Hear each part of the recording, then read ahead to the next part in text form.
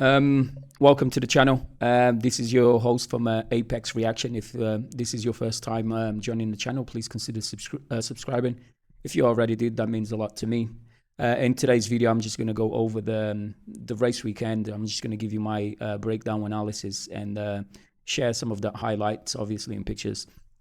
But yeah, we have a race winner, George Russell, claiming the first win of 2026.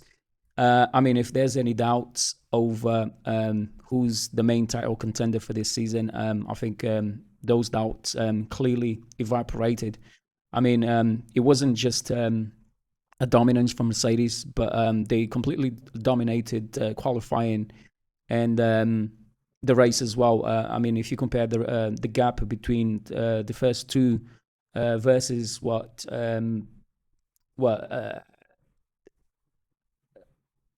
Norris, who was in 5th position, or Max in 2nd, it was a 51 second gap between the first two and the P6 and P5. So there was not only dominance from the Mercedes team, but the rest of the grid, they could barely catch up.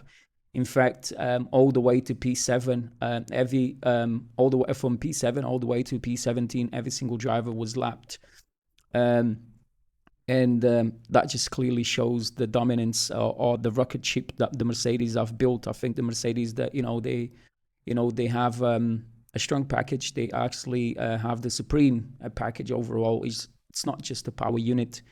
It's a combination of a lot of things. But yeah, let's just go over with the Mercedes first. Obviously, George Russell, who's the favorite to win, it's not longer a doubt, but I don't think he's going to run away with that. Antonelli's been able to match him throughout the entire, not only just qualifying session, but in terms of race pace, he was right behind Russell the entire time.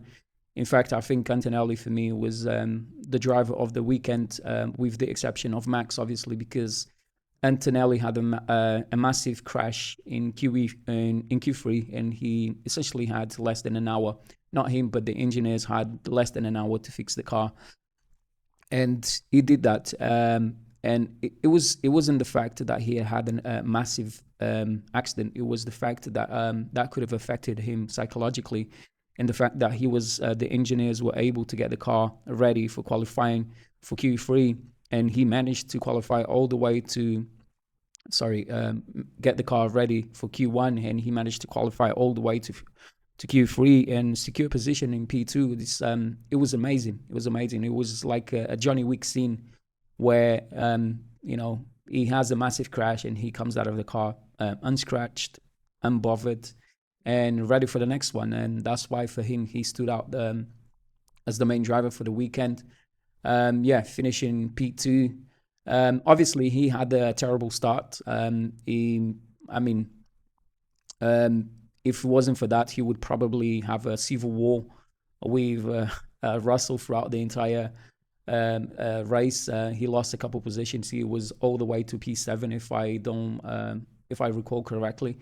Within the first corner, he lost a lot of positions, but that was expected, at least from the Ferraris, to overtake them that quick. But yeah, and also a reminder that Kimi Antonelli didn't really have time to set up, to have a setup on his car in Q3.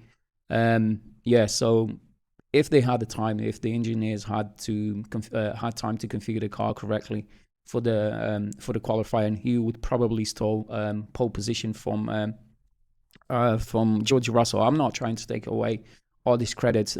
George Russell's qualifying lap, he was an amazing time, and he's probably the best driver out of the two. But yeah, I don't think Russell is going to run away with this championship. It's going to be really tight. Antonelli's been on his tail pretty much the entire time. And obviously George Russell becoming the winner on the first race of the year. And Ferraris, they were just catching up pretty much the entire race.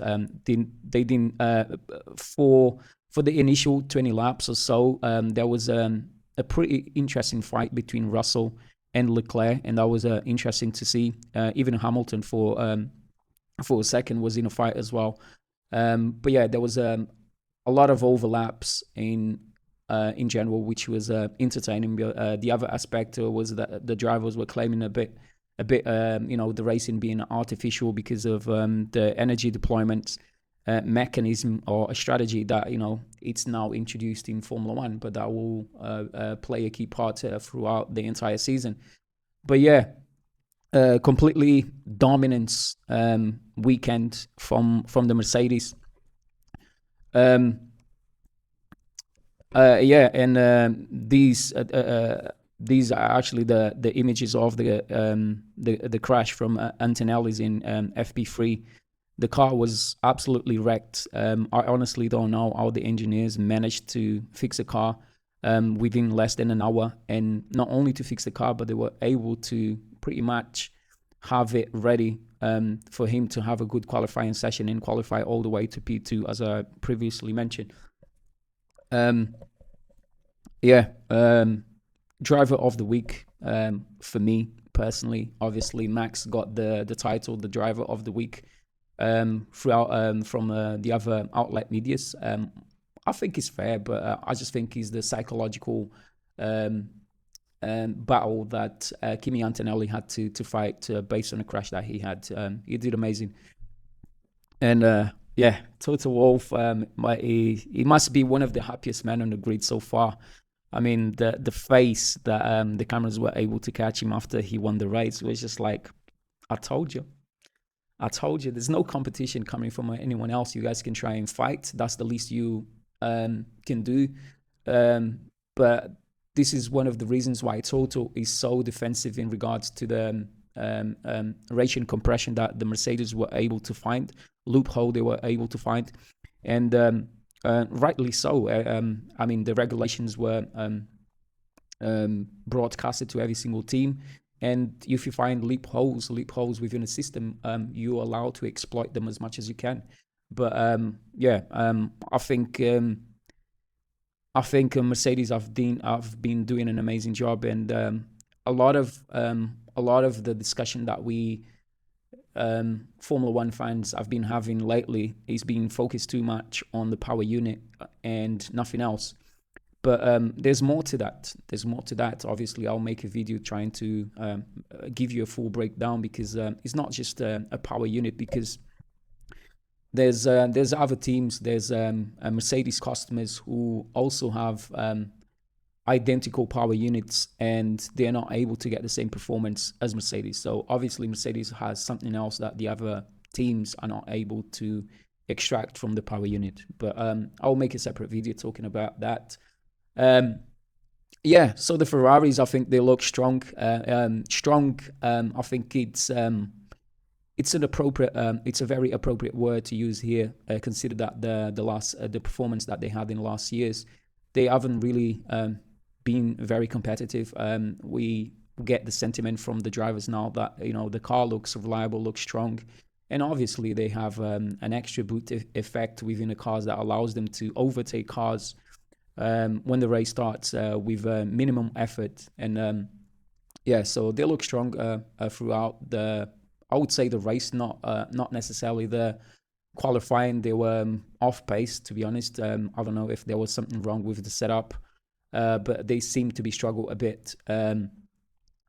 No doubt that the overtaking effect from the Ferrari is going to be very entertaining throughout the entire season. I don't even think Ferrari should be bothered too much with the qualifying. They have this the edge on overtaking that qualifying for them. I think, for me personally, I would find more entertaining to see the Ferraris in qualifying among the top 10, not on P1 and P2, because if they lock the front row, obviously there won't be there's no overtake, there's no places, there's no cars to overtake during the race.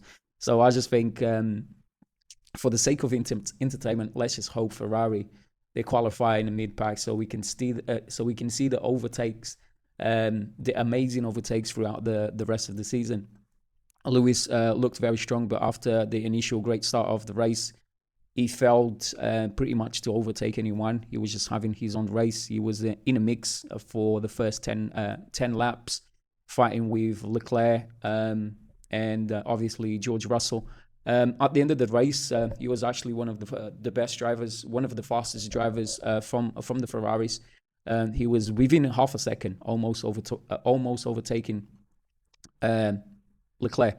But as I predicted in my previous video before, I said Leclerc will continue to dominate Lewis Hamilton, simply because I believe Lewis Hamilton is no longer on his prime. But that's just my analysis. I might be wrong. I hope that Hamilton prove me wrong, because I honestly want to see him win the 8th World Championship. Charles had a great fight. They obviously finished P3 and P4 respectively. Charles looked great. I think he had one of the greatest starts of the season so far. He started the race from P5, if I'm not mistaken, and he was in P1 before the end of the turn 1. So Mercedes didn't see it coming. They were kind of expected, but before P1, there were great starts. Not just from the Ferraris or the likes of Charles Leclerc, but Carlos Sainz, and also Aston Martin had an amazing start. But I'll get to that at the end of this video. It was a great fight to see between George Russell and Charles Leclerc. It was very entertaining. They pretty much overtook each other 3 times in a row. And obviously, this is one of the great messages of the day, like Charles saying, like, this is like a mushroom in a Mario Kart, and that's exactly what it was. Anyone that watched the race,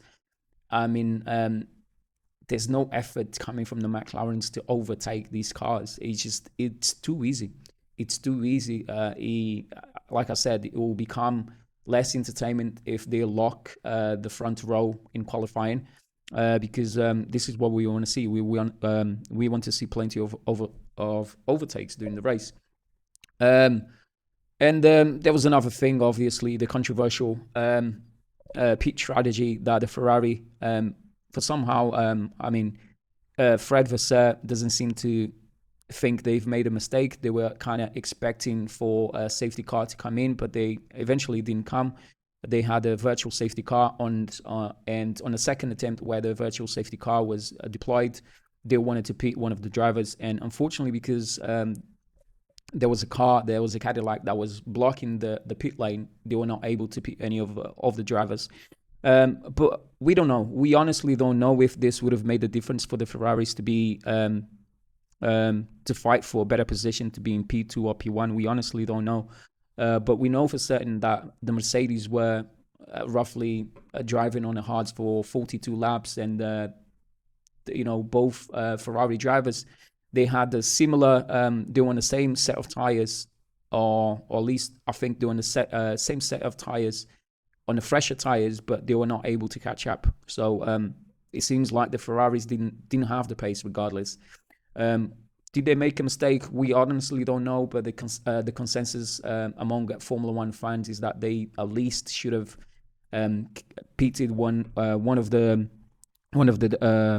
Ferrari drivers. Hamilton asked on the radio, shouldn't we have one of the drivers? He obviously challenged, the assessment of the pit lane at the time, and obviously Lewis Hamilton, one of the most successful drivers on the grid, he knows one or two things, and to a certain degree, I think they should have pitted one of the drivers, but that wasn't the case.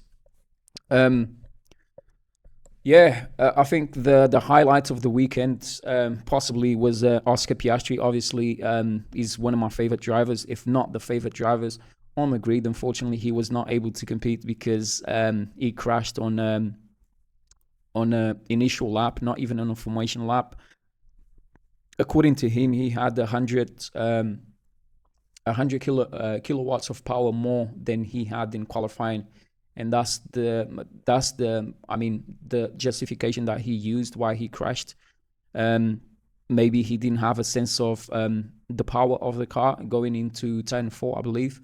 But yeah, it was sad. It was heartbreaking not to see him race in front of his own home crowd. All the Australians were expecting him to show up and to perform, to be on a podium, but we didn't even get to see him. And for me as well, it's just my heart just sank not to see him on the grid. And obviously, it affected McLaren's. They want to fight for the championship this season. They're the world champions. They're the constructions champions as well. They obviously want to defend that title. And yeah, Oscar being the highlight of this weekend, not being able to race. Norris didn't seem to have a great race. I think he's still struggling with balance, with the setup. He throughout the entire weekend, he didn't seem solid enough to compete. Not with his teammates, not or with the other teams. And he was able to defend Max in the last laps of the race. He managed to defend his position. Strange how I don't understand why the Verstappen was not able to overtake Max. It seems like he had a better car. I think he was in fresher tires at the time, but fortunately for Norris, he was able to minimize the damage and defend Max in P5.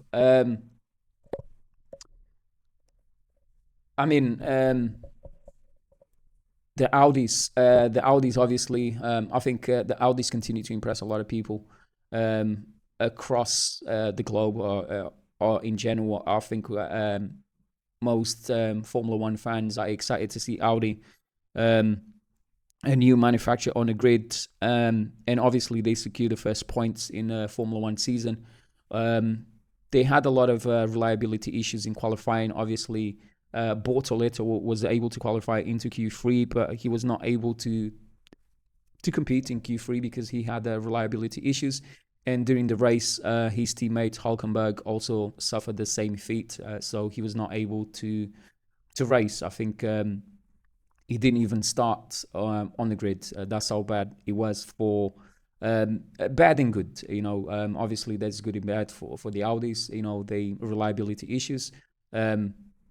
It was in qualifying and race, but regardless of that, they managed to secure the first points in Formula One season.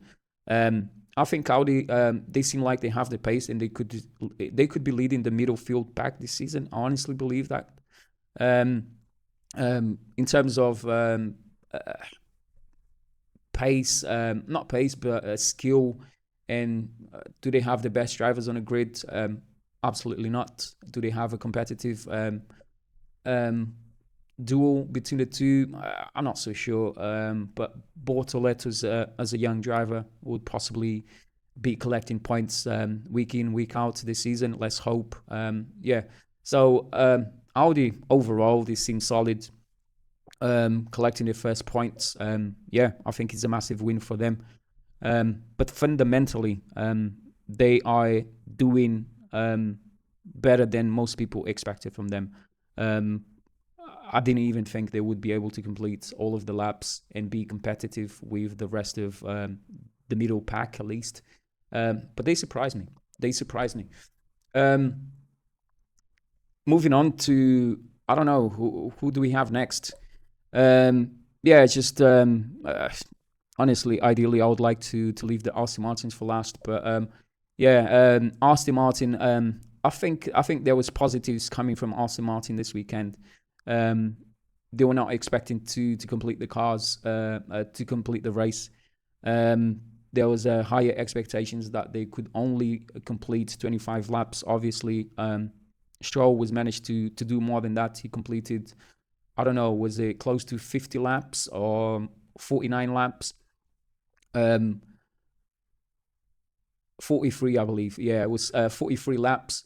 And the positive that I get from Aston Martin was that Alonso, for once, had one of the best starts in the grid out of anyone else. Obviously, Leclerc being at the front stood out because he took the lead within after the turn one. Before turn one, he took the lead, so he jumped 5 places. But Alonso at the back, he done an identical. He had an identical how do I say, identical behavior as Leclerc. He overtook a lot of places. Unfortunately, he wasn't able to complete the race. He had to retire at some point. But Stroll managed to complete 43 laps, and I think Aston Martin, when they get the car up to speed, they will eventually be leading the middle field pack. That's my belief. That's my sentiment. It feels like they have pace. They have pace, but they also have a lot of reliability issues. And Honda is not hiding that. Everyone knows. Everyone who's been watching the preseason and the shakedown testing knows that Aston Martin haven't been able to do the minimum required, not even to be able to race this weekend. Obviously, Aston Martin were denied. According to the rules, they should be denied to race because they didn't have the enough mileages to be racing. So Aston Martin obviously put out a statement to. This is not the statement, but they challenged the FIA, and they said that they had the pace based on Stroll's pace or Fernando Alonso pace. They said they would have the pace to race. Somehow they managed to get into the race, but I don't know how that happened. Yeah, but I think there's positives and negatives from the Aston Martin, and they seem like they could be doing a lot of damage in next few races, and they could all potentially upset the Audis, the Haas, and the likes of Williams. Williams didn't have a particular good race this time around. They've been struggling the whole winter preseason testing. So yeah, there's no high expectations from the Williams as well either. Yeah, I don't know. The Red Bulls. The Red Bulls. Isaac Hijack obviously did out qualify his teammates in qualifying, but he wasn't able to finish the race this season. It seems like it's I don't know, but he's having a lot of bad luck. Last year, he wasn't able to finish the first race of the season as well.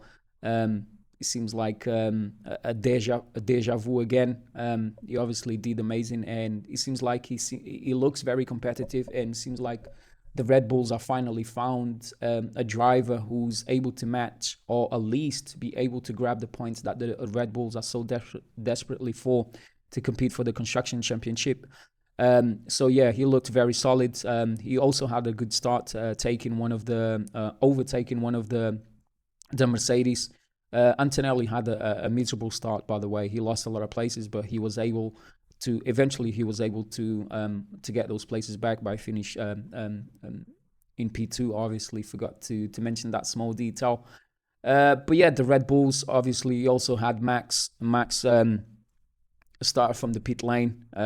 He had a crash on during qualifying in Q1, and obviously was not able to participate for the remaining of the qualifying session.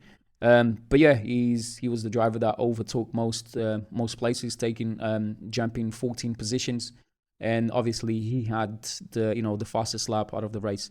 So I don't know. The Red Bulls, they seem like they have pace, but they're miles away from.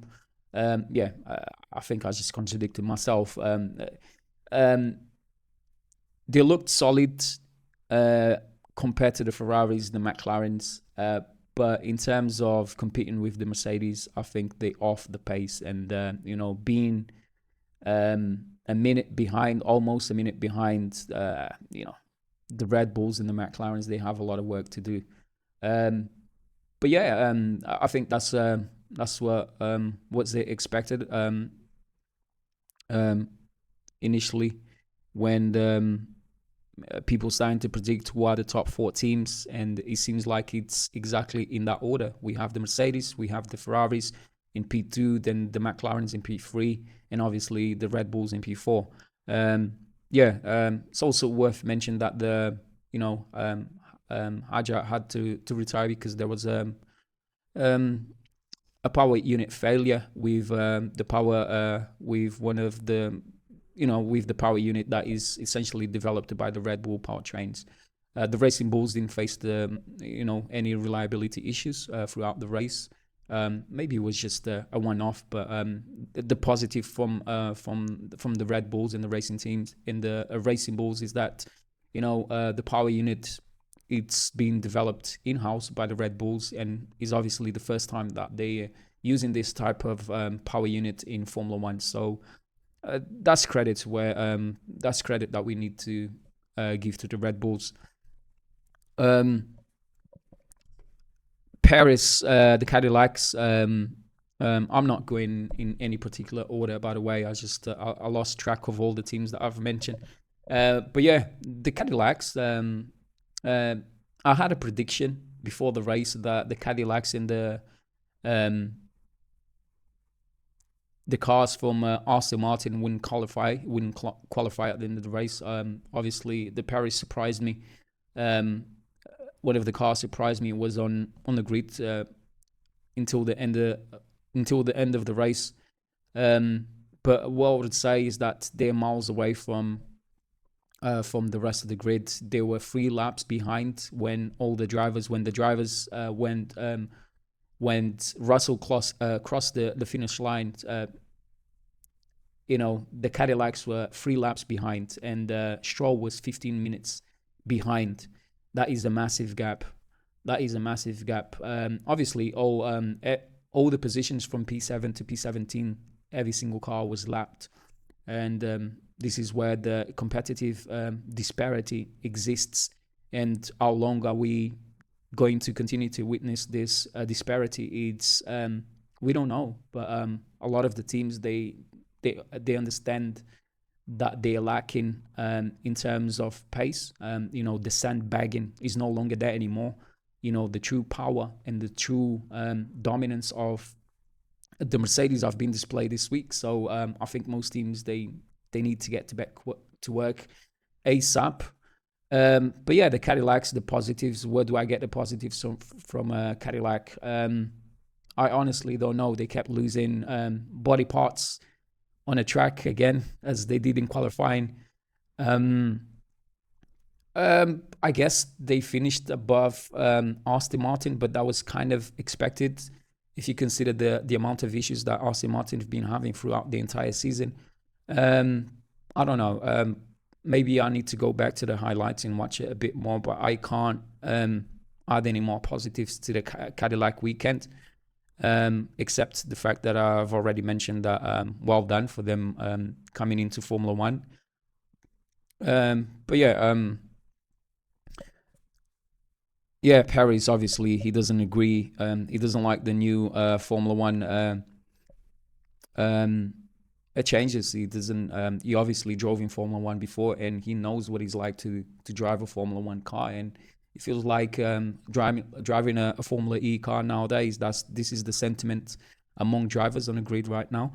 And yeah, he's obviously been out of the track for a while, and he's witnessing this type of race. He obviously doesn't like it. And to add insult to the injury, he has one of the slowest car in the grid. So yeah, it's hard pill to swallow. I haven't mentioned, there was an interesting aspect that, we witnessed 120 overtakes this time around compared to the 45 overtakes in 2025. So some of the regulations that they changed was deliberately for this to happen, to be more entertaining. Obviously, the cars are much shorter. They're lighter and they're narrower, which basically, according to the FIA, all of these new dynamics that they introduced into Formula One was simply to allow the overtaking, especially in very tight circuits in Formula One, such as in Monza or in Monaco, which is notoriously hard to overtake cars over there. I still think it will continue to be hard to overtake in Monaco, But yeah, let's hope that I'm wrong, because that race is just boring. If you take all the millionaires and the celebrities that you usually see during the race week, you know, seeing drivers going around the track without any overtaking, barely any overtaking being taking place, is just boring. It's just boring, and I don't think these regulations will fix that solution, especially in Monaco. But as you can see in Australia, it worked. But yeah, yeah, it was. There was at times where I was losing my breath. There was too many overtakes being taking place in the same lap, corner after corner. The same drivers defending and having to defend, and not being able to defend, overtaking and then losing the place back.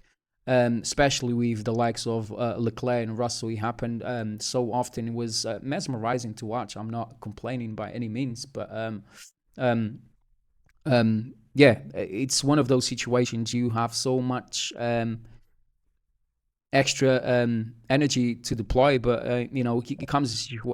There's situations where um, the opposite happens as well, where you don't have enough energy to defend yourself with against your competitor who has a fully charged battery, who's able to deploy. It's interesting, you know. We all know Formula One is no longer about you know, having the most powerful unit. It's all about energy, charge levels, optimization, and the deployment sequency that is able that the drivers will be able to deploy with precision, and that needs to be mastered. You can't just drive around flat out and overtake cars. Energy management is the new language, is the new standards in Formula One. But yeah, it was interesting to see. Um, just before I go into the other technical details, obviously the Alpines, I didn't see nothing surprise from the Alpines. There's nothing to cover from then. Pierre Gasly obviously managed to secure the last points for the Alpine. I predicted that that he will take all the points for Alpine once again. Franco Colapinto, I didn't see much from him. I suspect the domination from Pierre Gasly will continue the season. He will carry out the Alpine team on his back.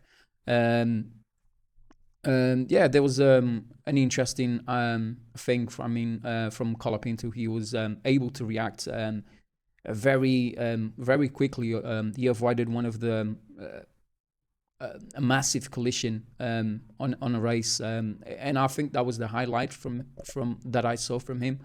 But yeah, the Alpines, they seem like they're struggling a lot, even though they have a Mercedes power unit. The pace from the Mercedes customers, all the Mercedes customers that have a power unit, Mercedes power units, they don't seem to have the same pace as Mercedes, not even close. And Alpine, yeah, same story. Williams struggling heavily, didn't manage to secure a single point. Sainz was able to climb up 6 points. Albon climb 3 points, but they were completely outside of the points, and yeah, they're struggling. And James Val said it. We understand that we have the same power units as the Mercedes, but we don't seem to have the same output as them, and it's a concern. It's a concern because you trust, obviously, you trust the people who provide the same power unit as you have, and you showing dominance, and we not having a fraction of that on race day. Not only we don't have the same output, we've been overlapped by pretty much the top four drivers, the four top two teams on the grid, Mercedes and the Ferraris, and that doesn't look really competitive. And this is one of the most what's the word that I'm looking for? I don't know. I don't remember the last time I've seen half of the grid being overlapped. That's how bad it was. You know, Stroll obviously was 15 laps behind. We understand that Aston Martin have been struggling throughout the entire pre-season testing, but all the other cars witnessed pretty much the same thing, being overlapped in the first week, in the first race. We can only tell um, what it's going to be like going into other races where, um, you know, specific teams will struggle to adapt or have the right balance um, for the track, like in China, Bahrain, right? When the tire management comes into place, obviously Australia being very hot, they had to do that here in Australia. But there's other tracks where temperatures are much higher than Australia, and they will have to do that. And if they don't get the tire temperature or tire management right, then obviously that will even hinder their performance even worse. And if Mercedes, they have everything on point, we can see the discrepancy, the disparity, and performance even increasing for the Mercedes. Um, I don't know. Yeah, Cadillacs and Aston Martins, each team having to retire a car. Yeah, like I said, I think we saw an amazing display from the Aston Martin Fernando Alonso acceleration, starting from the back of the grid. Yeah, that was eventually a good move and a positive from the Aston Martins. But yeah, that was the race in a nutshell.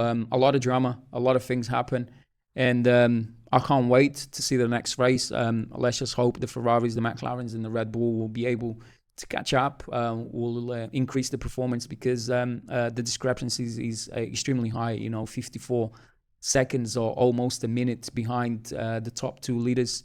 It's just. It's not fair. This is not racing. This is not racing. Obviously, the boys from Mercedes, they're loving this new dynamics because they have the best package so far. But let's hope that they improve going forward. But yeah, this video's been quite long, over 40 minutes now. I was not expecting to make a video that long, but yeah, seems like I can talk. But yeah, thanks for tuning in.